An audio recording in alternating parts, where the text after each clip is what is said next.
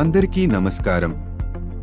ఈరోజు మనం వీడియోలో యమాదిత్యుని గురించి తెలుసుకుందాము. పూర్వం యమధర్మరాజు ఒక శివలింగాన్ని ప్రతిష్ఠించి యమేశ్వరుడు అనే పేరుతో పూజించాడు.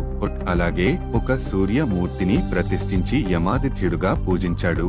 ఈ యమాదిత్యుని దర్శించిన వారు యముని చూడరు. మంగళవారం నాడు చతుర్దశి నాడు యమ తీర్థంలో స్నానం చేసి పెద్దలకు పిండ ప్రదానం చేసిన వానికి గయా శ్రాద్ధం కంటే ఎక్కువ ఫలితాన్ని ఇస్తుంది. అతను సర్వపాపముల నుంచి విముక్తుడు కాగలడు. ఈ సూర్యమూర్తి ఆత్మ వీరేశ్వర లింగానికి తూర్పు దిక్కున కలడు. ఈ యమాదిత్యుడు సింధియా ఘాట్లో ఉన్నాడు. ఈసారి మీరు కాశీకి వెళ్ళినప్పుడు తప్పకుండా దర్శించండి. ఇలాంటి వీడియోలు మరిన్ని చేయడానికి తప్పకుండా సబ్స్క్రైబ్ చేయండి మరియు షేర్ చేయండి.